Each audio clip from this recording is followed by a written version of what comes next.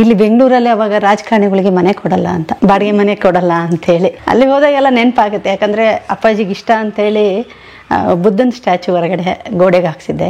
100 ವರ್ಷ ಆಗಿರ್ಬೋದು ನೋಡಿ ಸ್ನೇಹಿತರೆ. 100 ವರ್ಷದ ರೇಷ್ಮೆ ಸೀರೆ MP ಪ್ರಕಾಶ್ ಅವರ ದೊಡ್ಡಮ್ಮಂದು. ಮಹಾತ್ಮ ಗಾಂಧೀಜಿಯವ್ರ ಸಹಿ ಇದೆ ನೋಡಿ ಇಲ್ಲಿ. ಇವ್ರು ಗಾಂಧಿಯವ್ರ ಸಹಿ. ನಾವು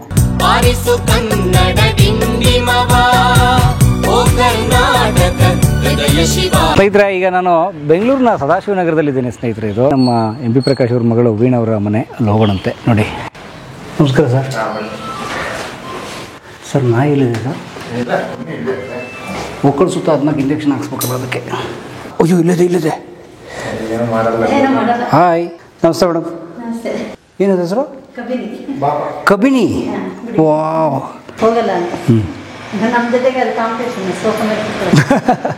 ಸೀರೆ ಭಾಳ ಚೆನ್ನಾಗಿದೆ ಮೇಡಮ್.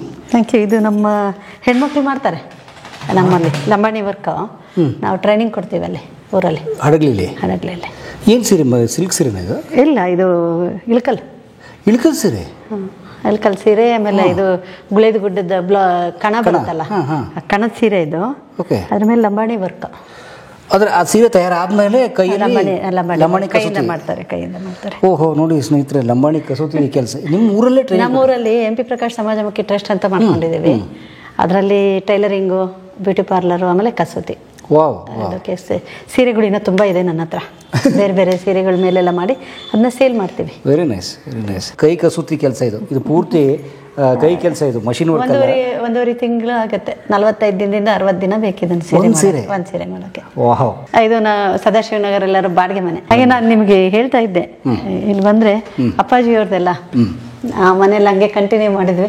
ಇದಿಷ್ಟು ಅಪ್ಪಾಜಿ ಅವ್ರದ್ದು. ಈ ಕಪ್ಸ್ ಅಂಡ್ ಮೆಡಲ್ಸ್ ಎಲ್ಲ ಅದು ನನ್ನ ಮಗಂದು, ಅದು ನನ್ನ ತಂದೆದು. ಆಗಿನ ಕಾಲದ ಕಪ್ಪಿಗೂ ಈಗಿನ ಕಾಲದ ಕಪ್ಪಿಗೂ ಭಾಳ ವ್ಯತ್ಯಾಸ ಇದೆ. Kailasam debate presented by DS Venkatesh Shetty. Kailasam ಅವ್ರ ಬಗ್ಗೆ ಒಂದು ಭಾಷಣ, ಡಿಬೇಟ್ ಕಾಂಪಿಟೇಷನ್ನು, ಅದರಲ್ಲಿ ಸರ್ ಗೆದ್ದಿರುವಂಥದ್ದು. ಅಂದರೆ ಅವರ ಕಾಲೇಜ್ ಡೇಸು ಆ ಕಾಲದ್ದು. 6ನೇ ಬಹುಮಾನ 59-60 ಇಲ್ಲಿ ಇದೆ. ಕಿರಿಯ ವಾಗ್ಮಿಗಳ ಸಂಘ. ಇದು ನಮ್ಮ ತಂದೆ, ಇದು ನಮ್ಮ ದೊಡ್ಡಪ್ಪ ಪ್ರತಾಪ್ ಗೌಡ್ರು ಅಂತ ಹೇಳಿದ್ನಲ್ಲ, ಪ್ರತಾಪನ್ ಪ್ರಕಾಶ್. Okay, very nice. ಅವರು ನಿಮ್ಮ ಯಜಮಾನ್ರು ಡಾಕ್ಟರ್ ಮಹಾಂತೇಶ್. ನೋಡಿ, ಮಹಾಂತೇಶ್ ಸರ್ ವೀಣಾ ಮೇಡಮ್ ಅವ್ರ ಪತಿ. ಅವರು ಬಹಳ ಪ್ರಖ್ಯಾತ ಹೃದ್ರೋಗ ತಜ್ಞರು, ಕಾರ್ಡಿಯಾಲಜಿಸ್ಟ್ ಅವರು. ನನ್ನ ಮಗ ಒಂದು ಸ್ವಲ್ಪ ಟೆನ್ನಿಸ್ ಪ್ಲೇಯರು. ಈಗ MBA ಮುಗಿಸ್ಕೊಂಡು ಅವನು ಕೆಲಸ ಮಾಡ್ತಾ ಇದ್ದಾನೆ. ಓಕೆ, ಅವನು ಇವೆಲ್ಲ. ಈ ಮನೆಗೆ ಬಂದು ಎಷ್ಟು ದಿನ, ವರ್ಷ ಆಯ್ತು? ಈ ಮನೆ ಬಂದು ಸುಮಾರು 7-8 ವರ್ಷ ಆಯಿತು. 8 ವರ್ಷ ಇಲ್ಲೇ ಇದ್ದೀರಿ? ಇಲ್ಲೇ ಇದೆ. ಇಲ್ಲ, ತುಂಬ ದೊಡ್ಡ ಮಾತುಕತೆನೇ ನಡಿಬೇಕಾಗತ್ತೆ. ನಾವು ಬೆಳೆದು ಬಂದಿರೋದು ಮತ್ತು ಮಹಾಂತೇಶ್ ಅವ್ರು ಬೆಳೆದು ಬಂದಿರೋದು ಎಲ್ಲ ತುಂಬ ವಿಶೇಷ. ಅಂದರೆ ಎಲ್ಲರೂ ಏನು ಅನ್ಕೊಳ್ತಾರೆ ಅಂದರೆ, ಈಗಿನ ರಾಜಕಾರಣಿಗಳ ಮಕ್ಕಳನ್ನ ನೋಡಿಬಿಟ್ಟು MP ಪ್ರಕಾಶ್ ಅವ್ರ ಮಕ್ಕಳನ್ನ ಹಾಗೆ ಇರ್ಬೋದು ಅನ್ಕೊಳ್ತಾರೆ. ಅದು ತುಂಬ ತಪ್ಪು ಅಭಿಪ್ರಾಯ ಅನ್ಸುತ್ತೆ. MP ಪ್ರಕಾಶ್ ಅವರು ತಮ್ಮೆಲ್ಲ ಹೆಣ್ಮಕ್ಳಿಗೂ ಶ್ರೀಮಂತರ ಮನೆಗೆ ಕೊಟ್ಟಿಲ್ಲ. ದುಡ್ಕೊಂಡು ತಿನ್ನೋರು ಯಾರು ಹುಡುಗ ಒಳ್ಳೆಯರಿರ್ತಾರೆ ಅವ್ರಿಗೆ ಕೊಟ್ಟಿರ್ತಕ್ಕಂಥದ್ದು. ನಮ್ಮ ಡಾಕ್ಟರ್ ಮಹಾಂತೇಶ್ ಅವ್ರ ಊರು, ನಾನು ಮದುವೆ ಆದಾಗ ಬರೀ 3000 ಜನಸಂಖ್ಯೆ ಇರ್ತಕ್ಕಂಥ ಒಂದು ಹನ್ನಿಕೇರಿ ಅಂತೇಳಿ ಬೈಲಹೊಂಗಲ ತಾಲೂಕಲ್ಲಿ ಬರ್ತಕ್ಕಂಥ ಬೆಳಗಾವಿ ಜಿಲ್ಲೆ, ಕಿತ್ತೂರಿಗೆ ಈಗ ತಾಲೂಕು ಕಿತ್ತೂರು. ಅಲ್ಲಿ ಚಿಕ್ಕ ಊರು, ಅಲ್ಲಿ ಕೊಟ್ಟಿದ್ರು. ನಾವು ಫಸ್ಟ್ ದಿನ ಹೋದಾಗ, ಅಲ್ಲಿ ಮನೆ ಪ್ರವೇಶ ಮಾಡಕ್ಕೆ ಹೋದಾಗ, ಊರಿಗೆ ಹೋದಾಗ ಆ ಮನೆಯೆಲ್ಲ ನೋಡಿದ್ಮೇಲೆ ನಮ್ಮ ಅತ್ತೆಯವರೆಲ್ಲ ಬಂದು, ಅವಾಗಲೇ ಅಪ್ಪಾಜಿ ಮಿನಿಸ್ಟ್ರ್ ಇದ್ರು. ನಂದು 97 ಮದುವೆ ಆಗಿದ್ದು. ಆ ಟೈಮಲ್ಲಿ ನಮ್ಮ ಅತ್ತೆಯರೆಲ್ಲ ಬಂದ್ಬಿಟ್ಟು ಕಣ್ಣೀರು ಹಾಕಿದ್ರು. ಇಂದ್ರ ಮತ್ತು ಭಾರತಿಯಿಂದ ಈ ಮನೆ ಕೊಟ್ಟಿದ್ದಾರ, ಇಷ್ಟೊಂದು ತುಂಬಿದ ಕುಟುಂಬದ ಮನೆಯಲ್ಲಿ ಹೇಗಿರ್ತಾಳೆ ವೀಣಾ ಅಂತೇಳಿ. ಆ ಥರದ್ದು ಅಷ್ಟೊಂದು ಇದಕ್ಕೆ ನಾವು ಅಂದರೆ ನಾನು ಹೇಗೆ ಕಷ್ಟಪಟ್ಟು ಬರಬೇಕು ಅಂತ ಇದ್ದೆ, ಮಹಾಂತೇಶ್ ಅವರು ಕೂಡ ತಮ್ಮ ಜೀವನವನ್ನು ಕಷ್ಟಪಟ್ಟೇ ರೂಪಿಸ್ಕೊಂಡಿದ್ದು. MP ಪ್ರಕಾಶ್ ಅವರು ಮಿನಿಸ್ಟರ್ ಆಗಿದ್ದಾಗೂ ಕೂಡ ಮನೆ ಮುಂದೆ ಕಾರ್ ಇದ್ದಾಗೂ ಕೂಡ ನಮಗೆ ಬಸ್ಸಲ್ಲೇ ಓಡಾಡ್ತಾ ಇದ್ರು. ನಾನು ಇಲ್ಲಿ ಮಹಾನೀಸ್ ಕಾಲೇಜ್ಗೆ ನಡ್ಕೊಂಡು ಹೋಗ್ತಾ ಇದ್ದೆ. ಆಮೇಲೆ ಡಾಲರ್ಸ್ ಕಾಲೋನಿಗೆ ಮನೆ ಬದಲಾವಣೆ ಮಾಡಿದ್ವಿ. ಅಪ್ಪಾಜಿಯವರು 89 ಸೋತರು. 89 ಸೋತಾಗ ಇಲ್ಲಿ ಬೆಂಗಳೂರಲ್ಲಿ ಅವಾಗ ರಾಜಕಾರಣಿಗಳಿಗೆ ಮನೆ ಕೊಡಲ್ಲ ಅಂತ, ಬಾಡಿಗೆ ಮನೆ ಕೊಡಲ್ಲ ಅಂಥೇಳಿ. ಆದರೆ ತಾತ ಅವ್ರದ್ದು ಇಲ್ಲಿ ಒಂದು ಸೈಟ್ ಇತ್ತು ಸದಾಶಿವನಗರಲ್ಲಿ. ಅಂದರೆ ಅವಾಗೆಲ್ಲ MLA ಕೋಟದಲ್ಲಿ ಸೈಟ್ ಕೊಡ್ತಾಯಿದ್ರು. ಅದನ್ನು ಕೂಡ ಅವರು ಅನಿವಾರ್ಯ ಕಾರಣದಿಂದ ಮಾರ್ಕೊಂಡಿದ್ರು. ಅಪ್ಪಾಜಿಯವ್ರಿಗೂ ಒಂದು ಸೈಟ್ ಬಂದಿತ್ತು, ಅವರು ಕೂಡ ಅದನ್ನು ಮಾರ್ಕೊಂಡ್ರು. ಹೀಗಾಗಿ ಇವರು ಇಲ್ಲಿ ಮನೆಯೇ ಕಟ್ಟಕ್ಕೆ ಹೋಗಲಿಲ್ಲ. ಆದರೆ ಅವ್ರು ಸೋತೋದ್ಮೇಲೆ ನಾವು ಮತ್ತೆ ಅದು ಪ್ರಯತ್ನ ಮಾಡಿ ಡಾಲರ್ಸ್ ಕಾಲೋನಿನಲ್ಲಿ ಮನೆ ಕಟ್ಟಬೇಕಂತ ಮಾಡಿದಾಗ ಅದು ಡಾಲರ್ಸ್ ಕಾಲೋನಿ ಅದೇ ಹೇಳ್ತಾ ಇದ್ನಲ್ಲ, ಅಪ್ಪಾಜಿಗೆ ಎಲ್ಲ ಕಡೆ ಹುಡುಕಿದಾಗೂ ಮನೆನೇ ಕೊಡಲಿಲ್ಲ ಯಾರು, ರಾಜಕಾರಣಿಗಳಿಗೆ ನಾವು ಮನೆ ಕೊಡೋದಿಲ್ಲ ಅಂತ ಹೇಳಿದರು. ಹಾಗಿದ್ದಾಗ ಅಪ್ಪಾಜಿಯವ್ರ ಫ್ರೆಂಡು ನಿಮ್ಮ ಹತ್ರ ಇದ್ರೊಳಗೆ ಮಾತಾಡ್ತಾ ಇದ್ದಾಗ ಹೇಳಿದ್ದೆ, ಕುಟ್ಟಿ ಅಂಕಲ್ ಅಂತೇಳಿ ಕೃಷ್ಣಮೂರ್ತಿಯವರು, ಅವ್ರ ಹೆಂಡತಿ ಸಂಧ್ಯಾ ಅವರ ತಂದೆಯವ್ರದ್ದು ಪಂಡಿತ್ ಹೌಸ್ ಅಂಥೇಳಿ, ಅವರು ಅವ್ರದ್ದು ತಮ್ಮ ಸಂಧ್ಯಾ ಆಂಟಿ ತಮ್ಮ ಅಶ್ವಿನ್ ಅಂಕಲ್ ಅಂತೇಳಿ ಅಮೇರಿಕಾದಲ್ಲಿದ್ದರು. ಅವರಿಲ್ಲಿ ಕೋಡೇಸ್ ಡಾಲರ್ಸ್ ಕಾಲೋನಿಯಲ್ಲಿ ಒಂದು ಮನೆ ತೊಗೊಂಡಿದ್ರು. ಅವಾಗ 5 ಲಕ್ಷಕ್ಕೆ ಮನೆ ತೊಗೊಂಡಿದ್ರು. ಅದನ್ನ ಮನೇನ ನೋಡ್ಕೊಳ್ಳೋಕ್ಕೆ ಏನು ಮಾಡಿರಲಿಲ್ಲ, ಹಾಗೆ ಇಟ್ಟಿದ್ರು ಅವರು. ಅದಕ್ಕೆ ಕಾಂಪೌಂಡ್ ಕೂಡ ಇರಲಿಲ್ಲ. ಈಗಿರ್ತಕ್ಕಂಥ ಡಾಲರ್ಸ್ ಕಾಲೋನಿಗೂ ನಾವು ಅವಾಗ 89 ಹೋದ ಡಾಲರ್ಸ್ ಕಾಲೋನಿಗೂ ತುಂಬ ಅಜಗಜಾಂತರ ವ್ಯತ್ಯಾಸ ಇದೆ. ಖಾಲಿ ಫುಲ್ ಖಾಲಿ ಇತ್ತು. ಅದು ಅಷ್ಟು ಮನೆಗಳಲ್ಲಿ ಒಂದು 10 ಅಥವಾ 15 ಮನೆಗಳು ಅಷ್ಟೇ ಆಕ್ಯುಪೈ ಆಗಿರ್ತಕ್ಕಂಥದ್ದು. ದೇವಸ್ಥಾನದಿಂದ ಡಾಲರ್ಸ್ ಕಾಲೋನಿ ಒಳಗಡೆ ಏನು ವೆಹಿಕಲ್ಗಳು ಹೋಗ್ತಾ ಇರಲಿಲ್ಲ. ಏನು ಯಾರು ಮನೆ ಮಾಡ್ಕೊಂಡಿದ್ದಾರೆ ಒಂದು 10-15 ಜನ, ಅವರಷ್ಟೇ, ಅವ್ರ ಬೈಕ್ಗಳು ಅವ್ರ ಕಾರ್ಗಳು ಅಷ್ಟೇ ಇರ್ತಿದ್ವು. ನಡ್ಕೊಂಡು ಹೋಗೋಕೆ ಕೂಡ ಭಯ ಆಗ್ತಿತ್ತು. ಒಳಗಡೆ ಒಂದು 10-15 ನಿಮಿಷ ನಡ್ಕೊಂಡು ಹೋಗೋಕೆ ಕೂಡ ಭಯ ಆಗ್ತಾ ಇತ್ತು. ಅಂಥ ಸಂದರ್ಭದಲ್ಲಿ ಇಲ್ಲೆಲ್ಲಿ ಸಿಕ್ಕಿಲ್ಲ ಅಂದಾಗ ಅವ್ರ ಫ್ರೆಂಡು ಸಂಧ್ಯಾ ಆಂಟಿ, ಪ್ರಕಾಶ್ ನಮ್ಮ ಮನೆ ಇದೆ, ನೀನು ಹೋಗಿ ಅಲ್ಲಿರು, ಅದು ಹೇಗಿದೆ ಅಂತ ಗೊತ್ತಿಲ್ಲ, ನೀನೇ ಎಲ್ಲ ಕಾಂಪೌಂಡ್ ಗಿಪೌಂಡ್ ಹಾಕ್ಕೊಂಡು ನೀನೇ ಇದು ಮಾಡ್ಕೋಬೇಕು ಅಂಥೇಳಿ ಆ ಮನೆಗೆ ಇದು ಮಾಡಿದ್ದು, ಬಿಟ್ಕೊಟ್ಟಿದ್ದು. ಅವಾಗ ಬರೀ 2,500ಕ್ಕೆ ಆ ಮನೆ ಬಾಡಿಗೆ ತೊಗೊಂಡಿದ್ದು ನಾವು. 89 ಅವಾಗ ಮತ್ತೆ 5 ವರ್ಷ ಅಲ್ಲೇ ಇದ್ವಿ. ಗೆದಿಯ ತನಕ 94 ಗೆದಿಯ ತನಕ ಅಲ್ಲೇ ಇದ್ವಿ. ಮತ್ತು ಅಲ್ಲಿಂದ ಕ್ವಾರ್ಟರ್ಸಿಗೆ ಬಂದ್ವಿ. ಹೀಗೆ 5-5 ವರ್ಷಕ್ಕೆ ನಮ್ಮ ಮನೆಗಳು ಚೇಂಜ್ ಆಗ್ತಾನೆ ಇದ್ದು. ಸರ್ಕಾರಿ ನೌಕರರ ಥರನೇ. ಹೌದು. ಆದರೂ ಅಪ್ಪಾಜಿ ಹೇಳ್ತಿದ್ರು, ನಿಮ್ಮ ಯಜಮಾನ್ರ ಊರು, ನೀವು ಮದುವೆಗೆ ಹಳ್ಳಿಗೆ ಹೋಗಿದ್ರಿ ಮೊದಲು? ಅಪ್ಪಾಜಿ ಅವರು ಹೇಳಿದ್ದು ಹಾಗೇನೆ. ಅವ್ರದ್ದು ಅಂದರೆ MBBS ಬಂದ್ಬಿಟ್ಟು ಹುಬ್ಳಿಯಲ್ಲಿ ಆಯಿತು, ಮಾಂತೇಶ್ ಅವ್ರದ್ದು. MD ಬಂದ್ಬಿಟ್ಟು ಬಳ್ಳಾರಿಯಲ್ಲಿ ಆಯಿತು. ಅದಾದಮೇಲೆ ಅವರು ಸ್ವಲ್ಪ ದಿನ ಬಾಂಬೆದಲ್ಲಿ ಕೆಲಸ ಮಾಡೋಕ್ಕೆ ಹೋಗಿದ್ರು. ಹಾಗೇನೆ DNB ಮಾಡ್ತಾಯಿದ್ರು. ಆವಾಗ ಅದು ಮುಗಿದ ಮೇಲೆ ಹಂಗೆ ಅರ್ಧಕ್ಕೆ ಇದು ಮಾಡಿಬಿಟ್ಟು DNB ಮುಗಿಸ್ಬಿಟ್ಟು ವಾಪಸ್ ಬಂದು ಅವ್ರ ತಂದೆನ ಕೇಳ್ತಾರೆ, ನನಗೇನು ಜಾಬ್ ಇಲ್ಲ, ಏನೂ ಇಲ್ಲ, ನಾನು ಏನು ಮಾಡಬೇಕು, ನನಗೆ ಹಾಸ್ಪಿಟಲ್ ಇಲ್ಲ ಅಂತ. ಅವ್ರ ತಂದೆ teacher. Madam, I am sorry, ಅವಾಗ ಈ ಸರ್ ಡಾಕ್ಟರ್ಗೆ ಎಷ್ಟು ವರ್ಷ ಆಯಿತು? ಅಲ್ಲ, ಅವಾಗಿನ ಅವ್ರು 23-24 ವರ್ಷ. ಎಷ್ಟು ವರ್ಷ ಆಯಿತು? ಒಂದು 20 ವರ್ಷ ಆಗಿದೆ ಅಲ್ವಾ? ಜಾಸ್ತಿ ನಾವು ಬಂದ ಅಲ್ಲ, ಅವ್ರು ಡಾಕ್ಟರ್ ಆಗಿ MBBS ಜಾಸ್ತಿ ಆಯ್ತಲ್ಲ. ಸೊ ಅವಾಗಲೂ ಜಾಬ್ಗಳು ಕಷ್ಟ ಆಯ್ತು ಅಲ್ಲ, ಅಂದರೆ ಅವರು ಹಂಗೆ ಅಂದ್ಕೊಂಡಿದ್ದು. ಅವ್ರ ತಂದೆ ಹತ್ರ ಹೋಗಿ, ನನ್ನ ಹತ್ರ ಒಂದು ಹಾಸ್ಪಿಟಲ್ ಇಲ್ಲ, ಏನಿಲ್ಲ, ಏನು ಮಾಡ್ಬೇಕಂದ್ರೆ ನೀನು ಹುಚ್ಚಪ್ಪ ಇದೆಯಾ, ನಿಂದು ಡಿಗ್ರಿನೇ ದುಡಿಮೆ, ನೀನು ಯಾವುದಾದ್ರೂ ಒಂದು ಹಳ್ಳಿಗೆ ಹೋಗಿ ಒಂದು ಟೇಬಲ್ ಹಾಕೊಂಡು ಒಂದು ಚೇರ್ ಹಾಕೊಂಡು ಕೂತ್ಕೋ, ಪೇಷಂಟ್ಗಳು ಹಂಗೆ ಬರ್ತಾರೆ ಅಂತ. ಅವ್ರು ನಮ್ಮ ಮಾವನವರು, ನಿನ್ನ ಕೈಯಲ್ಲೇ ಇದೆ ಕೆಲಸ, ನೀನು ಯಾಕೆ ಹಂಗೆ ಹುಡುಕಾಡ್ತೀಯ ಅಂತ ಹೇಳಿದಾಗ, ಸಂಪ್ಗಾಂವಲ್ಲಿ ಒಂದು ಕಟ್ಟೆ ಮೇಲೆ ಒಂದು ಅಲ್ಲೆಲ್ಲ ಜಗ್ಲಿ ಇರ್ತಾವಲ್ಲ, ಸಂಪ್ಗಾಂವ್ ಬೆಳಗಾವಲ್ಲಿ ನಮಗೆ ತುಂಬ ಹತ್ರ ಊರದು. ಆಮೇಲೆ ನಮ್ಮ ರಿಲೇಷನ್ಸ್ ಎಲ್ಲ ಅಲ್ಲಿರ್ತಕ್ಕಂಥದ್ದು ಇದು. ಅಲ್ಲಿ ಅವ್ರ ಕಟ್ಟೆ ಮೇಲೆ ಒಂದು ಟೇಬಲ್ ಹಾಕ್ಕೊಂಡು ಒಂದು ಚೇರ್ ಹಾಕ್ಕೊಂಡು ಸ್ಟೆಥೋಸ್ಕೋಪ್ ಇಟ್ಕೊಂಡು ಇದು ಸ್ಟಾರ್ಟ್ ಮಾಡಿದ್ರೆ ಫಸ್ಟ್ ದಿನನೇ 1,000 ರೂಪಾಯಿ ಅವರು ದುಡ್ಕೊಂಡಿದ್ರಂತೆ. ಅಲ್ಲಿಂದ ಇದ್ದಾಗ ನನಗೆ ಪ್ರಪೋಸಲ್ ಬಂದಾಗ ನಾನು ಹಂಪಿ ಯೂನಿವರ್ಸಿಟಿನಲ್ಲಿದ್ದೆ, ಓದ್ತಾ ಇದ್ದೆ. ಬಟ್ ಹೇಗೆ ನೋಡಿ, ಕ್ಷಮೆ ಇರಲಿ, ಈಗ ನಾವು ಮಂತ್ರಿಗಳು, ಶಾಸಕರ ಮಕ್ಕಳು, ಬಿಡಿ ಕಾರ್ಪೊರೇಟರ್ಗಳ ಮಕ್ಕಳ ಮದುವೆ ನೋಡ್ತೀವಿ, ಏನು ಧಾಮ್ ಧೂಮು, ಇವ್ರ ಕಡೆ ಈಗಂತೆ ಅವ್ರ ಕಡೆ ಅಂತೆಲ್ಲ ಕೇಳ್ತೀವಿ. ಆದರೆ ಸ್ಟೇಟಸ್ ಹುಡುಕ್ತಿರ್ತಾರೆ. ಸರ್ ಅವ್ರ ಸಚಿವರೇ ನಿಮ್ಮ ಮದುವೆ ಆದಾಗ, ಬಟ್ ಯಾಕೆ ಇವ್ರನ್ನ ಚೂಸ್ ಮಾಡಿದ್ರು? ಅಲ್ಲ, ಅದು ಅಪ್ಪಾಜಿ ಅವ್ರಿಗೆ ಅದೊಂದೇ ಕಲ್ಪನೆ ಇತ್ತು, ಶ್ರೀಮಂತರು ಮನೆ ಅಥವಾ ಇನ್ನೊಂದು ಮನೆ ಹಂಗೆ ಆ ಥರ ಕೊಡೋದಕ್ಕಿಂತ ದುಡ್ಕೊಂಡು ಮಗಳನ್ನ ಚೆನ್ನಾಗಿ ಇಟ್ಕೊಂಡಂಥವ್ರಿಗೆ ಕೊಡೋಣ ಅಂತ. ನಮ್ಮ ಮನೇಲಿ 3 ಜನಕ್ಕೂ ಹಾಗೆ ಇದು ಮಾಡಿದ್ದು. ನಮ್ಮದು ಮಾತ್ರ ಮಹಾಂತೇಶ್ ಅವ್ರ ಕುಟುಂಬ ಸ್ವಲ್ಪ ದೊಡ್ಡದು, 8 ಜನ, ಅವರು 5 ಜನ ಗಂಡು ಮಕ್ಕಳು, 3 ಜನ ಹೆಣ್ಮಕ್ಳು. ಅವರು ಹೆಚ್ಚು ಓದಿದ್ದಂದರೆ ಇವರೇ, ಮಹಾಂತೇಶ್ ಅವರೇ. ಸೊ ಜವಾಬ್ದಾರಿ ಸ್ವಲ್ಪ ಜಾಸ್ತಿ ಇವ್ರ ಮೇಲೆ ಇತ್ತು. ಅಪ್ಪಾಜಿ ಅದು ಯಾವುದೂ ಗಮನಿಸ್ತಿಲ್ಲ, ಅವ್ರು ಓದಿದ್ದಾರೆ, ಅವರು MD ಡಾಕ್ಟ್ರ್ ಇದ್ದಾರೆ, ಮಾಡ್ಕೊಳ್ಳೋದು ಅಂತ. ನನಗೆ ಫೋನ್ ಮಾಡಿ ಹೇಳಿದಾಗ ಹೇಳಿದರು, ಬೈಲಹೊಂಗ್ಲಕ್ಕೆ ಹೋಗ್ಬೇಕಾಗತ್ತೆ ನಿನ್ನ ಮದುವೆ ಆದಮೇಲೆ ಅಂತ. ಫೋನ್ ಮಾಡಿ ಆಯಿತು ಅಂತ ಹೇಳಿದ್ದೆ. ಆದರೆ ಅವರು ಆಮೇಲೆ ಇಲ್ಲಿ ನನ್ನ ಮದುವೆ ಆದಮೇಲೆ ಜಯದೇವಾಗ ಸೇರಿಕೊಂಡ್ರು DM ಮಾಡೋಕ್ಕೆ, DM ಕಾರ್ಡಿಯಾಲಜಿಸ್ಟ್ 2 ವರ್ಷ. ಆವಾಗ ಪ್ರಭುದೇವ್ ಅಂತ ಇದ್ರು ಅವರು. ಆವಾಗ ಇದಕ್ಕೆ ಈಗ ಮಂಜುನಾಥ್ ಅವರಿದ್ದಾರೆ ಇದಾಗಿ ಅಧ್ಯಕ್ಷ ಆಗಿ. ಆವಾಗ ಇಲ್ಲಿ ಬಂದು ಸೇರಿಕೊಂಡ್ರು ಅವರು. ಸೇರ್ಕೊಂಡ್ಮೇಲಿಂದ ನಮಗೆ ಅವ್ರಿಗೆ ಸ್ಟೈಫಂಡ್ ಅಷ್ಟೇ ಬರ್ತಾಯಿತ್ತು, 4,000 ಬರ್ತಾಯಿತ್ತು. 98 ಜಾಯ್ನ್ ಆಗಿದ್ದ, ಅಂದರೆ ಸ್ವಲ್ಪ 97 ಎಂಡಲ್ಲಿ, 98ಅಲ್ಲಿ ಅವರು ಜಾಯ್ನ್ ಆಗಿದ್ದ. ಅಲ್ಲಿಗೆ ದಿನ ಬಸ್ಸಲ್ಲಿ ಓಡಾಡ್ತಾಯಿದ್ರು ಅವರು ಕೂಡ. ಯಾರು? ಮಾಂತೇಶ್ ಅವರು. ಹೌದು ಹೌದು ಹೌದು. ಫಸ್ಟ್ ಇಲ್ಲಿ ಮಾರ್ಕೆಟ್ ಅಲ್ಲಿ ಇತ್ತು ಅವ್ರದ್ದು ಇದು ವಿಕ್ಟೋರಿಯಾದಲ್ಲಿ ಹೌದು, ಅಲ್ಲಿದ್ದು. ಆಮೇಲೆ ಇದಕ್ಕೆ ಜಯದೇವ ಬನ್ನರ್ಘಟ್ಟ ಹೋಗೋದು, ಅಲ್ಲಿ ತನಕ ಇಲ್ಲಿಗೂ ಬಸ್ಸಲ್ಲೇ ಓಡಾಡ್ತಾ ಇದ್ರು, ಮತ್ತು ಅಲ್ಲಿನೂ ಬಸ್ಗೆ ಓಡಾಡ್ತಾ ಇದ್ರು. ಭಾಳ ವಿಚಿತ್ರ ಏನಂದರೆ, ನನಗೆ 98 ನನ್ನ ಮಗ ಹುಟ್ಟಿದ್ದು. ನಾವು ಹಾಸ್ಪಿಟ್ಲ್ ಜಾಯ್ನ್ ಅಂದರೆ ಹಿಂದಿನ ದಿನ 31 ಅವನು 30ಕ್ಕೆ ಅಂದರೆ ಡಿಸೆಂಬರ್ 1 ಹುಟ್ಟಿದ್ದು ನನ್ನ ಮಗ. ಅವ್ರಿಗೆ 4,000 ಸ್ಟೈಫಂಡ್ ಬಂದು ಜೋಬಲ್ಲಿ ಇಟ್ಕೊಂಡು ಬಸ್ಸಲ್ಲಿ ಬರ್ಬೇಕಾದ್ರೆ ಪಿಕ್ ಪಾಕೆಟ್ ಆಗೋಯ್ತು. ಆ ಥರ ಇದರೊಳಗೆ ನಾನು ಹಾಸ್ಪಿಟಲಲ್ಲಿ ಜಾಯ್ನ್ ಆಗಿದ್ದೀನಿ. ನಮ್ಮ ತಂದೆ ತಾಯಿನೇ ಕೊಡಬೇಕಾಗುವಂತು ದುಡ್ಡು. ಹೌದು ಹೌದು ಹೌದು. ಆಮೇಲೆ ಏನು ವಿಚಿತ್ರ ಅಂದರೆ, ಮತ್ತೆ ಹೊರಗಡೆ ಹೋದರೆ ಬಾಡಿಗೆ ಮನೆಗೆ ಬಾಡಿಗೆ ಕಟ್ಟಬೇಕು ಇನ್ನೊಂದು ಅಂಥೇಳಿ 2 ವರ್ಷ ನಾನು ಅಮ್ಮ ಮನೇಲೇ ಇದ್ದೆ ಅವ್ರು ಓದೋ ತನಕ. ಅದಾದಮೇಲೆ ಅಪ್ಪಾಜಿಯವರು ಸೋತಾದ್ಮೇಲೆ ನಾವು ಮನೆ ಮತ್ತೆ ಚೇಂಜ್ ಮಾಡಬೇಕಾಗಿ ಬಂತಲ್ಲ, ಆವಾಗ ಅಪ್ಪಾಜಿಯವ್ರದ್ದೇ ಒಂದು ಮನೆ, ಅಂದರೆ ರವೇಣ ಒಂದು ಆಫೀಸ್ ಅಂತ ಮಾಡ್ಕೊಂಡಿದ್ದ ಇಲ್ಲೇ ಶಿವಾನಂದ ಸರ್ಕಲಲ್ಲಿ. ಕೆಳಗಡೆ ನಮ್ಮ ಸುಮಕ್ಕ ಇದ್ದರು, ಅವ್ರದ್ದು ಒಂದು ಸಿಂಗಲ್ ಬೆಡ್ರೂಮ್ ಮನೆ, ಮೇಲ್ಗಡೆ ನಾವಿದ್ವಿ. ಅದು ರವೇಣನ ಆಫೀಸ್ ಅಂದರೆ ಅವ್ನು ಕೊಂಡ್ಕೊಂಡಿದ್ದ ಅದನ್ನು. ಯಾವಾಗ 94ಅಲ್ಲಿ ಅನಿಸುತ್ತೆ ಅಪ್ಪಾಜಿಯವರು ಇದು ಮಾರಿದ್ರು, ಅದನ್ನೆಲ್ಲ MLA ಸೈಟ್ ಮಾರಿದ್ರು ಅಂತ. ಅದರಲ್ಲಿ ಜಾಗ ತೊಗೊಂಡ್ರು. ಆಮೇಲೆ ನಮ್ಮ ಅಕ್ಕನಿಗೆ ಮದುವೆ ಮಾಡಿದ್ರು ಅವಾಗ, ಸುಮಕ್ಕ 2ನೇವ್ರಿಗೆ. ಅದು ಮಾರಿಬಿಟ್ಟು, ಅದು ಎಲ್ಲಿ ಡಾಲರ್ಸ್ ಕಾಲೋನಿಯಲ್ಲಿ ಈಗ ಇಸ್ರೋ ಲೇಔಟ್ ಇದೆಯಲ್ಲ, ಅಲ್ಲಿ ಇತ್ತದು ಜಾಗ. ಅದು ಮಾರಿಬಿಟ್ಟು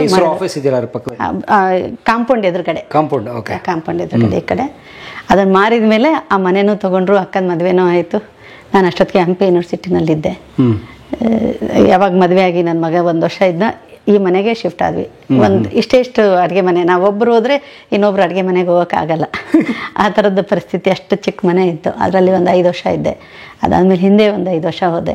ಹೀಗೆ ನಾವು ಮನೆ ಚೇಂಜ್ ಮಾಡ್ಕೊತಾನೆ ಹೋದ್ವಿ. ಹಾಗಾಗಿ ನನಗೆ ಈ ಮನೆ ಕಟ್ಟಬೇಕಾದ್ರೂ ಕೂಡ ನಮ್ಮ ಮಾನ್ಯತದಲ್ಲಿ ತುಂಬ ನನ್ನ ಗಂಡನ ಜೊತೆಗೆ ಚರ್ಚೆ ಮಾಡ್ತಾ ಇದ್ದೆ. ಎಂಥ ಇದು ಗುಬ್ಬಿಗಳು ಕೂಡ ಗುಡ್ ಕಟ್ಕೊಂತವೆ, ನಾವು ಯಾಕೆ ಮನೆ ಕಟ್ಟಬಾರ್ದು ಅಂತ ತುಂಬ ಜಗಳ ಆಗ್ತಾ ಇತ್ತು ಅವಾಗ. ಅವ್ರಿಗೆ ಹಾಸ್ಪಿಟಲ್ ಮಾಡಬೇಕು ಅಂತ, ನನಗೆ ಮನೆ ಮಾಡಬೇಕು.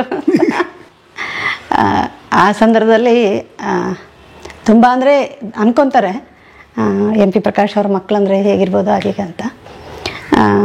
ಅವ್ರ ಹಾಸ್ಪಿಟಲ್ ಅಂದರೆ ಜಯದೇವದಲ್ಲಿ ವರ್ಕ್ ಮಾಡ್ತಾನೆ ನಾವೊಂದು ತಥಾಗತ್ ಅಂತ ನನ್ನ ಮಗನ ಹೆಸರಲ್ಲಿ ಕ್ಲಿನಿಕ್ ಓಪನ್ ಮಾಡಿದ್ವಿ. ರೇಸೂಬ್ ಇದೆಯಲ್ಲ, ರೇಸೂಬಿ ಹತ್ರ ಅಲ್ಲಿ ಒಂದು ಮಾಡಿದ್ವಿ, ರೇಸ್ ಕೋರ್ಸ್ ಹತ್ರ. ಶನಿವಾರ ಭಾನುವಾರ ಅವರು ಬಳ್ಳಾರಿಗೆ ಹೋಗ್ತಾಯಿದ್ರು, ಆದರ್ಶ ಹಾಸ್ಪಿಟಲ್ ಅಂತೇಳಿ. ಹೌದು, ಎವ್ರಿ ವೀಕೆಂಡ್ ಹೋಗ್ತಾಯಿದ್ರು. ಆವಾಗ ಒಂದು ನಾವು ಇಂಡಿಕಾ ಕಾರ್ ತೊಗೊಂಡ್ವಿ, ಫಸ್ಟ್ ನಮ್ಮದು ಕಾರು. ಇಂಡಿಕಾ ಕಾರ್ಗೆ EMI ಕಟ್ಟೋಕ್ಕೆ ಅವರಲ್ಲಿ ಹೋಗ್ತಾಯಿದ್ರು. ತುಂಬ ಕಷ್ಟಪಟ್ಟಿದ್ದೀವಿ. ನಂಬಕ್ಕಾಗ್ತಿಲ್ಲ, ಮಂತ್ರಿ ಅಷ್ಟೊತ್ತು ನಿಮ್ಮ ತಂದೆಯವರು 2-3 ಸಲ ಎಲ್ಲ ಗೆದ್ದಿದ್ರು, ಒಂದೆರಡು ಸಲ ಸಚಿವರಾಗಿದ್ದರು. ಹಾಗೆ ಆದರೂ ನೋಡಿ, ಸೇಮ್ ಒಂದು ಲೋಯರ್ ಮಿಡಲ್ ಕ್ಲಾಸ್ ಕುಟುಂಬದ ಕಥೆ ಹೇಳ್ತಿದ್ದೀರಿ ನೀವು. ಅಲ್ಲ, ಅದೇ ಟೈಮಲ್ಲಿ ಅವ್ರಿಗೆ ಸ್ಟೈಫೆಂಡ್ ಆದಮೇಲೆ ಮತ್ತೆ 12,000 ಏನೋ ಸಂಬಳ ಬರ್ತಾಯಿತ್ತು. ಅವಾಗ ನಾವು ಕ್ಲಿನಿಕ್ ಓಪನ್ ಮಾಡಿದ್ವಿ. ಆ ಕ್ಲಿನಿಕ್ ಓಪನ್ ಮಾಡುವಾಗ ಹೇಳಿದೆ ನಾನು, ಒಂದು ಗೌರ್ಮೆಂಟ್ ಕೆಲಸ ಮಾಡಿ, ಇಲ್ಲ ಕ್ಲಿನಿಕಲ್ಲಿ ಕೆಲಸ ಮಾಡಿ, ಎರಡೂ ಮಾಡಬೇಡಿ. ಅಂದರೆ ಅದಕ್ಕೂ ನ್ಯಾಯ ಒದಗಿಸೋಕ್ಕಾಗಲ್ಲ, ಇದಕ್ಕೂ ಆಗಲ್ಲ ಅಂತೇಳಿ. ಅವ್ರು ಅವಾಗ ಜಯದೇವ ಬಿಟ್ಟರು. ಈಗೇನಾದ್ರು ಜಯದೇವದಲ್ಲಿ ಇದ್ದಿದ್ರೆ ಪ್ರೊಫೆಸರ್ ಆಗಿರ್ತಾ ಇದ್ರೇನು, ಬಟ್ ನಾವು ಒಂದು ನಿಯತ್ತಲ್ಲಿರಬೇಕು ಅಂತೇಳಿ ಆವಾಗ ಜಯದೇವ ಬಿಟ್ಟರು. ಬಟ್ ಅದರಿಂದನೂ ನಮಗೇನು ತೊಂದರೆ ಆಗಲಿಲ್ಲ, ಹಾಗೆ ಕಂಟಿನ್ಯೂ ಆಯಿತು. ಈಗ ಸರ್ ಏನು ಮಾಡ್ತಾರೆ? ಈಗ ನಮ್ಮದೇ ಹಾಸ್ಪಿಟಲ್ ಇದೆ ಇಲ್ಲಿ, ಅದೇ ಇದ್ರ ಹತ್ರ ಶಿವಾನಂದ ಸರ್ಕಲ್ ಹತ್ರ Tathagat heart care hospital. Tathagat heart care centre hospital ಇದೆ. ಹಾಸ್ಪಿಟಲ್ ಇದೆ, ಹೌದು. ಕ್ಯಾತ್ ಲ್ಯಾಬ್ ಎಲ್ಲ ಇದೆ. Exclusively for heart not multiple speciality ಅಲ್ಲ. ಅಲ್ಲ, ಅದು ಮಲ್ಲಿಗೆ ಇದೆ. ನಮಗೆ ಅಲ್ಲಿ ಒಂದು ಪಾರ್ಟನ್ನು ನಾವು ರೆಂಟ್, ಮಲ್ಲಿಗೆ ಆಸ್ಪತ್ರೆ ಕ್ಯಾಂಪಸ್, ಅದರಲ್ಲಿ ಒಂದು ಪಾರ್ಟನ್ನು ನಾವು ರೆಂಟ್ ತಗೊಂಡಿದ್ದೀವಿ, ಅಲ್ಲಿ ಮಾಡ್ತಾರೆ. ಸೊ ಇಟ್ಸ್ ವೆರಿ ಫೇಮಸ್ ನಾವು. ಹೌದು. ಇಲ್ಲ, ಅವರು ತುಂಬ ಹಾರ್ಡ್ ವರ್ಕರ್ ಇದ್ದಾರೆ. ನಮಗೆ ಇಬ್ಬರಿಗೂ ಒಂದು ಸ್ವಲ್ಪ ಅದೇ ಥರ, ನಾವೇನು ದುಡಿತೀವೋ ಅದನ್ನು ಮತ್ತೆ ಸ್ವಲ್ಪ ಸಮಾಜಕ್ಕೆ ವಾಪಸ್ ಕೊಡಬೇಕು ಅನ್ನೋದು ಕೂಡ ಇದೆ. ತುಂಬಾ ಅವರು ಕೂಡ ಕಷ್ಟಪಟ್ಟಿದ್ದಾರೆ. ನಮ್ಮ ಮನೆಯದು ಆದರೂ ಅಷ್ಟೇ, ಅದು ನೋಡೋಕೆ ತುಂಬ ಭವ್ಯವಾಗಿದೆ. ಆದರೆ ನಾವು 5 ವರ್ಷ ಪೈಸೆ ಜೋಡಿಸಿಟ್ಟು ಕಟ್ಟಿರ್ತಕ್ಕಂಥ ಮನೆ ಅದು. ಈ ಕೆಲವರು ಹೇಳ್ತಾರಲ್ಲ, ಮಂತ್ರಿಗಳು ರಾಜಕಾರಣಿಗಳು ಅಂದರೆ ಯಾವುದೋ ಬ್ಲ್ಯಾಕ್ ಮನಿ ಇರುತ್ತೆ, ಲಂಚ ದುಡ್ಡು ಇರುತ್ತೆ, ಎಷ್ಟು ಬೇಕಾದ್ರೆ ತಗೋತಾ ಇರ್ತಾರೆ. ಹಂಗಲ್ಲ. ಅವ್ರು ದೊಡ್ಡ ಅವಾಗ ಅವರು ಆ ಮನೆ ಕಟ್ಸಬೇಕಾದ್ರೆ ಇದ್ರೊಳಗಿದ್ರು ಸಾಗರ ಅಪೋಲೋದಲ್ಲಿ ಕೆಲಸ ಮಾಡ್ತಾಯಿದ್ರು. ಬಂದರೆ ಸಂಬಳ ಎಲ್ಲ ಅದಕ್ಕೆ ಹಾಕ್ತಾಯಿದ್ರು. ಇಲ್ಲ ನಾವು ಫಸ್ಟ್ ಇಲ್ಲೆಲ್ಲ ಹುಡುಕಿದ್ವಿ, ಇಲ್ಲೆಲ್ಲ ಅಷ್ಟು ಕಡಿಮೆ ರೇಟಿಗೆ ಸಿಗಲ್ಲ ಅಂತ ಗೊತ್ತಾದ್ಮೇಲೆ ನಾವು ದೂರ ಹೋದ್ವಿ. ಅವಾಗ ದೂರ ಆಗಿತ್ತು, ಈಗ ಅದು ಹತ್ರ ಆಗಿಬಿಟ್ಟಿದೆ ಟೆಕ್ ಪಾರ್ಕ್ ಇದಾಗಿರೋದ್ರಿಂದ. ಆವಾಗ ಅಲ್ಲಿ ಮನೆ ಕಟ್ಟಿ ನಾನು 2008ರಲ್ಲಿ ನಾನು ಅಂದರೆ 7ರಲ್ಲಿ ಎಂಡಲ್ಲಿ ಸ್ಟಾರ್ಟ್ ಮಾಡಿದೆ. 8ರಲ್ಲಿ ನಮ್ಮ ತಂದೆಗೆ ನನ್ನ ಮೇಲೆ ನಂಬಿಕೆ ಬಂತು. ನಮ್ಮದು ಒಂದು ಮನೆ ನೋಡವ ನೀನೇ ನಿಂತ್ಕೊಂಡ್ಬಿಟ್ಟು ಮಾಡು ಅಂತ ಹೇಳಿದ್ರು. ಅವಾಗ ಇಲ್ಲಿ ನಾವು ಮಾಡ್ತಾಯಿದ್ದೆ. ಎರಡೂ ವಿಶೇಷ ಏನಂದರೆ ನಂದು ಆ್ಯಂಟಿಕ್ ಹೌಸು, ಅಪ್ಪಾಜಿದು ಮಾಡರ್ನ್ ಹೌಸು, ಎಲ್ಲ ಗ್ಲಾಸು ಸ್ಟೀಲು ಎಲ್ಲ ಬಳಸಿ ಮಾಡಿದ್ದು. ಅದನ್ನು ಕಟ್ಟೆ ಆದಮೇಲೆ ಅದು ಅವ್ರದ್ದು ಪಂಡಿತ್ ಹೌಸ್ ಅಂತಲೇ ಒಂದು ಕಲ್ಲು ಹಾಕ್ಕೊಂಡೇ ಇತ್ತದು, ಅಲ್ಲಿತ್ತು. ಅವರು ಮಾರಾಟ ಮಾಡಿದ್ಮೇಲೆ ಪಂಡಿತ್ ಹೌಸ್ ಕಲ್ಲು ನನಗೆ ಬೇಕು, ನಮ್ಮ ತಂದೆ ನೆನಪಿಗೆ ನಾವು ಇಟ್ಕೊಳ್ತೀವಿ ಅಂತ ಅವ್ರು ಎತ್ಕೊಂಡು ಹೋದರು. ಅಲ್ಲಿ ಕಟ್ಟಿದ್ವಿ ಮನೆ. ಅದೇ ರವೇಣ್ಣಂದು 2013ರಲ್ಲಿ ಎಲೆಕ್ಷನ್ ಬಂದಾಗ ಅವನಿಗೆ ದುಡ್ಡಿಲ್ಲ ಅಂತ ಹೇಳಿದಾಗ ನಾವೆಲ್ಲ ಹೆಣ್ಮಕ್ಳು ಸೇರಿಕೊಂಡು ಅಮ್ಮನ ಹತ್ರ ಮಾತಾಡಿ ಗೆದ್ದರೆ ಆ ಮನೆ ಉಳಿಸ್ಕೊಳ್ಳೋಣ, ಸೋತ್ರೆ ಮನೆ ಮಾರಿಬಿಡೋಣ ಅಂಥೇಳಿ ಗೆದ್ದ. ಆದರೂ ಮನೆ ಉಳಿಸ್ಕೊಳಕ್ಕಾಗಲಿಲ್ಲ, ಬೇರೆ ಬೇರೆ ಕಾರಣದಿಂದ ಅದು ಮನೆ ಮಾರಾಟ ಆಯಿತು. ಬಿಡಿ, ತಂದೆ ನೆನಪಿದೆ. ಅಲ್ಲಿ ಹೋದಾಗೆಲ್ಲ ನೆನಪಾಗುತ್ತೆ. ಯಾಕಂದರೆ ಅಪ್ಪಾಜಿಗೆ ಇಷ್ಟ ಅಂತೇಳಿ ಬುದ್ಧನ ಸ್ಟ್ಯಾಚು ಹೊರಗಡೆ ಗೋಡೆಗೆ ಹಾಕ್ಸಿದ್ದೆ. ಈಗಲೂ ಅದಿದೆ, ಹೋದರೆ ಗೊತ್ತಾಗುತ್ತೆ. ಆಮೇಲೆ ಅಪ್ಪಾಜಿಯವರು ತುಂಬ ಲ್ಯಾವಿಶ್ ಆಗಿ, ಅಂದರೆ ಇಲ್ಲಿ ಇದಕ್ಕೆ ಬಂದಾಗ ಮಿನಿಸ್ಟರ್ ಆಗಿದ್ದಾಗ ಅವ್ರಿಗೆ ಆ್ಯಂಟಿ ಚೇಂಬರು, ಗನ್ ಮ್ಯಾನ್ಗಳಿಗೆ, PA ಚೇಂಬರ್ಸು, ಆಮೇಲೆ ಸರ್ವೆಂಟ್ಸ್ಗಳಿಗೆ ಕ್ವಾರ್ಟರ್ಸ್ ಹಂಗೆಲ್ಲ ಇದ್ದು. ನಾವು ರೆಂಟ್ ಹೋದಾಗ ತುಂಬ ಚಿಕ್ಕ ಚಿಕ್ಕ ಮನೇಲಿ ಇರಬೇಕಾಗಿತ್ತು. ಅದಕ್ಕೋಸ್ಕರ ದೊಡ್ಡ ಮನೆ ಕಟ್ಸಿದ್ದೆ. ಬಟ್ ಅವ್ರಿಗೆ ಇರೋಕ್ಕಾಗಲಿಲ್ಲ ಅಲ್ಲಿ. 11ರಲ್ಲೇ ನಾವು ಇನಾಗ್ರೇಷನ್ ಇಟ್ಕೊಂಡಿದ್ದು. ಅಪ್ಪಾಜಿಗೆ ಬರೋಕ್ಕಾಗಲಿಲ್ಲ, ಅವ್ರು ಫೆಬ್ರವರಿಯಲ್ಲಿ ತೀರ್ಕೊಂಡ್ರು. ನಾವು ಅಕ್ಟೋಬರ್ ನವೆಂಬರಲ್ಲಿ ಆ ಮನೆ ಪ್ರವೇಶ ಮಾಡಿದ್ವಿ. ಅದಾದಮೇಲೆ ನನ್ನ ಮನೆ ಜನವರಿ 26, 2012ಕ್ಕೆ ಪ್ರವೇಶ ಮಾಡಿದ್ದು. ತುಂಬ ಜನ ಅಂದ್ಕೊಳ್ತಾರೆ ಭಾಳ MP ಪ್ರಕಾಶ್ ಅವರು ಅಂದರೆ 17 ವರ್ಷ MLA ಅಂದರೆ ಇದು ಆಗಿದ್ರು ಅಂದರೆ ಅಧಿಕಾರದಲ್ಲಿದ್ದರು ಅಂದರೆ ಇರ್ಬೋದು ಮಾಡಿದ್ದಾರೆ ಅನ್ಕೊಳ್ಳೋರ್ಗೇನಿಲ್ಲ. ನಾನು ಅದನ್ನೇ ಹೇಳ್ತೀನಿ, ವಿಧಾನಸೌಧನೂ ನಮ್ಮದೇ ಅಂತ ಹೇಳ್ರಿ ತಗೊಳ್ತೀವಿ ಅಂತ.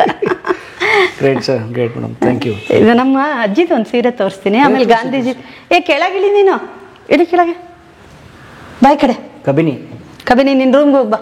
ಏನು ಖುಷಿ ನೋಡಿ, ಮಜಾ ಮಾಡ್ತಾ ಇದೆ ಲೈಫ್. ಕಡೆ ಒಂದು 2 ನಿಮಿಷ ಹೆವಿ ಎಂಜಾಯ್ ಮಾಡ್ತಾ ಇದೆ ಲೈಫ್. ನೋಡಿ ನಮ್ಮ MP ಪ್ರಕಾಶ್ ಸಾಹೇಬ್ರ ಫೋಟೋ ಎಷ್ಟು ಚೆನ್ನಾಗಿದೆ. 100 ವರ್ಷ ಆಗಿರ್ಬೋದು.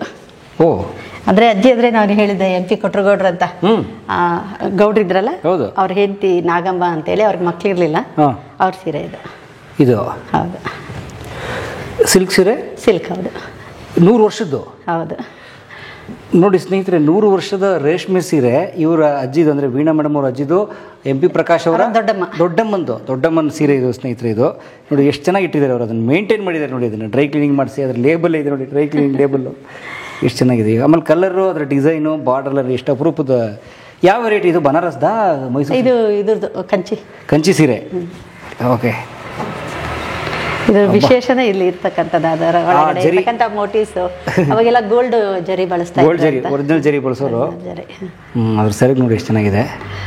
ಅದರಲ್ಲಿರೋ ಅವ್ರು ಬಳಸಿರೋಂಥ ಡಿಸೈನ್ಸ್ ನೋಡಿ, ಬೇರೆ ಬೇರೆ ಡಿಸೈನ್ಸು, ಒಂದೊಂದು ಸ್ಟ್ರೈಪ್ ಒಂದೊಂದು ಬಳಸಿದ್ದಾರೆ ಅವರು. ಇಲ್ಲೊಂದು ಪ್ಲೈನು, ಇದು ಸ್ವಲ್ಪ ನಮ್ಮ ಇದ್ರ ಫೀಲಲ್ಲಿ, ಅದು ಇಳಕಲ್ ಫೀಲಲ್ಲಿ ಮಾಡಿದ್ದಾರೆ ನೋಡಿ ಅವರು. ಇಲ್ಲಿ ನೋಡಿ, ಇಲ್ಲಿ ಟೆಂಪಲ್ ಬಾರ್ಡರ್ಸು. ಇದು ಅಂದರೆ ಉಟ್ಕೋತೀರಾ ಅಥವಾ ಕಲೆಕ್ಷನ್ ಥರ? ಹಂಗೆ ಕಲೆಕ್ಷನ್ ಇಟ್ಟಿದ್ದೀವಿ. ಉಟ್ಕೊಂಡ್ರೆ ಈಗ ಮತ್ತೆ ಹಾಳಾಗ್ಬೋದು, ಏನಾದರೂ ಆಗ್ಬೋದು ಅಂತ. ಚೆನ್ನಾಗಿದೆ ಸೀರೆ. ಯಾವಾಗೋ ಒಂದ್ಸತಿ ಹುಟ್ಟಿದ್ದು ಅನ್ಸುತ್ತೆ, ಸುಮ್ಮನೆ ಹಾಗೆ ನೋಡೋಕ್ಕೆ. ಆದರೆ ಉಡಲ್ಲ, ಏನಾದರೂ ಆದರೆ ಮಿಸ್ ಇದಾಗ್ಬಿಟ್ರೆ ಅಂತ. ಇದನ್ನ ಒಂದು ನಾನು ನಮ್ಮ ಮಾನ್ಯತೆ ಮನೆಗೆ ಹೋಗಿದ್ರೆ ಇದನ್ನೊಂದು ವಾಲ್ಗೆ ಹಾಕೋಣ ಅಂತ ಇದ್ದೆ. ಸ್ಯಾಂಡ್ವಿಚ್ ಥರ ಮಾಡಿಬಿಟ್ಟು ಸೀರೆನ ಗ್ಲಾಸಲ್ಲಿ ಮಾಡಿ ಹಾಕೋಣ ಅಂತ ಇದ್ದೆ. ಈಗ ಇಲ್ಲ, ಅಲ್ಲಿ ಹೋಗಲಿಲ್ಲ ಅಲ್ಲ, ಹಾಗಾಗಿ. ಯಾಕೆ ಮನೇಲಿ ವಾಸ ಇಲ್ಲ ನೀವು? ಆ ಮನೇಲಿ ವಾಸ ಆಗಿಲ್ಲ ಅಂದರೆ, ನಾನು ಅದೇ ಹೇಳಿದ್ನಲ್ಲ, ನಮ್ಮದು ಮನೆ ಮತ್ತು ಅಪ್ಪಾಜಿಯವ್ರ ಮನೆ ಒಟ್ಟಿಗೆ ಕಟ್ತಾ ಇದ್ವಿ. ಅಪ್ಪಾಜಿ ಕಾಯಿಲೆ ಬಂದಿತ್ತಲ್ಲ, ಅವ್ರಿಗೆ ಗೊತ್ತಿತ್ತದು. ಅವರು ನಿನ್ನ ಮನೆ ಬೇಗ ಆದರೆ ನಾವೆಲ್ಲ ಅಂದರೆ ಗಂಡ ಹೆಂಡತಿ ನಾವು ಅಲ್ಲಿಗೆ ಬರ್ತೀವಿ, ನನ್ನ ಮನೆ ಬೇಗ ಆದರೆ ನೀನು ಬರಬೇಕು ಅಂತ ಹೇಳಿದರು. ಸೊ ಅದು ಫಸ್ಟ್ಗೆ ಅಂದರೆ ನಮ್ಮ ತಂದೆ ತೀರ್ಕೊಂಡು ಹೋದರೂ ಕೂಡ ನಮ್ಮ ಯಜಮಾನರು ಅಪ್ಪಾಜಿ ಅವ್ರಿಗೆ ಹೇಳಿದ್ವಿ, ನೀವು ಯಾವ ಮನೆ ಮೊದಲು ಕಂಪ್ಲೀಟ್ ಆಗುತ್ತೆ ಅಲ್ಲಿಗೆ ಹೋಗಬೇಕು ಅಂತ ಹೇಳಿ ಅಲ್ಲೇ ಹೋದ್ವಿ. ಸೊ ಅದಾದ್ಮೇಲೆ ಆ ಮನೆ ಅಲ್ಲೇ ಉಳ್ಕೊಂಡ್ವಿ ಅಲ್ಲ, 4 ವರ್ಷ ಅಲ್ಲೇ ಇದ್ವಿ. ಆಮೇಲೆ ಈ ಮನೆಗೆ ಬರ್ಬೇಕು ಅನ್ನಿಸ್ತಾ ಇಲ್ಲ. ಆಮೇಲೆ ಮಲ್ಲಿಗೆನಲ್ಲಿ ಹಾಸ್ಪಿಟಲ್ ಓಪನ್ ಮಾಡಿದ್ಮೇಲೆ ನಿಯರ್ ಬೈ ಅಂತ ಅಲ್ಲಿ ಹತ್ರ ಆಗುತ್ತೆ ಅಂತ ಈಗ ಮನೆ ಏನು ಸುಮ್ಮನೆ ಬಿಟ್ಟಿದ್ದೀರಾ? ಸುಮ್ಮನೆ ಬಿಟ್ಟಿದ್ದೀವಿ. ಏನಾದರೂ ಕಾರ್ಯಕ್ರಮ ಮಾಡ್ತಿರ್ತೀವಿ, ಇಲ್ಲ ಶೂಟಿಂಗಿಗೆ ಕೊಡ್ತೀವಿ. ಈಗ ಏನು ಕೊಟ್ಟಿಲ್ಲ. ನಮ್ಮ ಫ್ರೆಂಡ್ ಮಕ್ಕಳು ಅವ್ರು ಯಾರಾದರೂ ಇರ್ತೀವಿ ಅಂದರೆ ಹೋಗ್ತಾರೆ. ನನ್ನ ಮಗನೂ ಹೋಗ್ತಾನೆ, ಇರ್ತಾನೆ. ಗಾಂಧೀಜಿಯವ್ರ ಲೆಟ್ರು. ಗಾಂಧೀಜಿಯವ್ರ ಲೆಟ್ರಾ? ಯಾರಿಗೆ ಬರೆದಿರೋದು? ಅದೇ ಮಾಮ ಪಾಟೀಲ್ ಅವ್ರಿಗೆ. ಇಲ್ಲದೆ ಸತ್ಯಾಗ್ರಹಗಳಿಗೆ ನೂಲು ಕೊಟ್ಟಿದ್ದಕ್ಕೆ ಸ್ವೀಕರಿಸಿದ್ದೀವಿ ಅಂತ ಹೇಳಿ ನಮಗೆ. ಸ್ನೇಹಿತರೆ, ಮಾಮ ಪಾಟೀಲ್ ಅವರು ನಿಮ್ಮ ಅಪ್ಪಾಜಿಯವ್ರ ತಂದೆ ಅಂದರೆ ಫ್ರೀಡಮ್ ಫೈಟರ್ MP ಪ್ರಕಾಶ್ ಅವ್ರ ತಂದೆ ಮಾಮ ಪಾಟೀಲ್ ಅವರು ಸ್ವತಂತ್ರ ಹೋರಾಟಗಾರರು. ಅವರಿಗೆ ಗಾಂಧೀಜಿಯವರೇ ಬರೆದಿರೋ ಪತ್ರ ನೋಡಿ. ಗಾಂಧೀಜಿಯವರು ಸ್ವತಃ ಗಾಂಧೀಜಿಯವರು ಬಾರ್ಡೋಲಿಯಿಂದ ಬಂದಿರತಕ್ಕಂಥದ್ದು 40ರಲ್ಲಿ ನೋಡಿ. ಕರ್ನಾಟಕ ಪ್ರಾಂತೀಯ ಕಾಂಗ್ರೆಸ್ ಸಮಿತಿ ಧಾರವಾಡ, ಮಹಾತ್ಮರ ಸಂದೇಶ ಅಂತೇಳಿ ಬರ್ಡೋಲಿ ನೋಡಿ. ಯಾವಾಗ ಇದು ಮಹಾತ್ಮ ಗಾಂಧೀಜಿಯವ್ರ ಸಹಿ ಇದೆ ನೋಡಿ ಇಲ್ಲಿ. ಇವ್ರು ಗಾಂಧಿಯವ್ರ ಸಹಿ. ನಾವು ಸ್ವರಾಜಾಶ್ರಮ ಬಾರ್ಡೋಲಿ 1941 ಇಲ್ಲಿದೆ ನೋಡಿ. ಕರ್ನಾಟಕದ ಸತ್ಯಾಗ್ರಹಿಗಳು ನೂಲಿನ ಬಟ್ಟೆಯನ್ನು ಸ್ವೀಕರಿಸಲು ನನಗೆ ಸಂತೋಷವಾಗುತ್ತದೆ. ಕರ್ನಾಟಕದಲ್ಲಿ ಸತ್ಯಾಗ್ರಹಿಗಳು ಕಾಂಗ್ರೆಸ್ಸಿಗರು ವಿಧಾಯಕ ಕಾರ್ಯವನ್ನು ಶಕ್ತಿ ಮೀರಿ ಪೂರ್ವಹಿಸುವರೆಂದು ನಾನು ನಂಬಿರುವೆನು. ಇದರ ಒಕ್ಕಣೆ ಅದು ನೋಡಿ.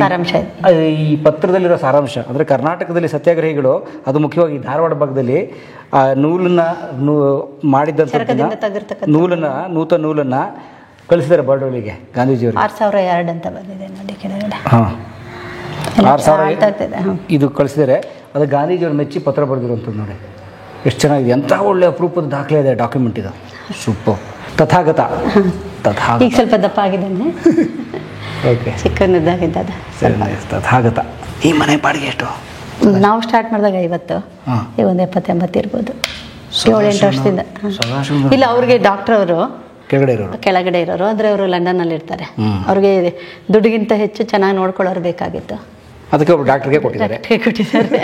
ನಮ್ಮ ಮಾಂತೇಶ್ ಅವ್ರ ತಂದೆ ರಾಚಯ್ಯ ಚರಂತಿಮಠ್ ಅಂತ, ಅವ್ರ ತಾಯಿ ಬಸ್ಲಿಂಗಮ್ಮ ನೋಡಿ. ನಮ್ಮ ವೀಣಾ ಮೇಡಮ್ ಅವರ ಅತ್ತೆ ಮಾವ ಇವರು ಕೂಡ ಟೀಚರ್ ಆಗಿದ್ರು. ಕಷ್ಟಪಟ್ಟು ಮಗನ ಓದಿಸಿದ್ದ. ಗೊತ್ತಾಗುತ್ತೆ, ಅವ್ರ ಅಟೈರಲ್ಲೇ ಗೊತ್ತಾಗ್ಬಿಡುತ್ತೆ. ಅವರು ಇದರಲ್ಲೇ ಅವ್ರ ಶಿಸ್ತಿನ ಸಿಪಾಯಿ ಗೊತ್ತಾಗ್ಬಿಡುತ್ತೆ ನೋಡಿ. ಥ್ಯಾಂಕ್ಸ್ ಅಮ್ಮ. ಬನ್ನಿ, ಇವತ್ತು ನಮಗೆ ಮೇಡಮ್ ಅವ್ರ ಮನೆಯಲ್ಲಿ ಊಟ. ತುಂಬ ಥ್ಯಾಂಕ್ಸ್ ಅಮ್ಮ. ನಿಮಗೆ ಒಬ್ಬರೇ ಮಗ? ನನಗೆ ಎಲ್ಲ ನಮ್ಮ 3 ಜನ ಹೆಣ್ಮಕ್ಳಿಗೂ ಒಬ್ಬೊಬ್ಬರೇ ಮಕ್ಕಳು. ಇಂಡಿಯಾದಲ್ಲಿ 145 ಕೋಟಿ ಜನಸಂಖ್ಯೆ ಇದೆ. ನಾವೇ 2-3 ಮಾಡಿ ಇಟ್ಬಿಟ್ರೆ ತಿರ್ಗಿ 300 ಕೋಟಿ ಆಗ್ತದೆ. 3 ಜನನ ಹಾಗೆ ಇದು ಮಾಡ್ಕೊಂಡು ಡಿಸೈಡ್ ಮಾಡಿದ್ದು. ಓಕೆ.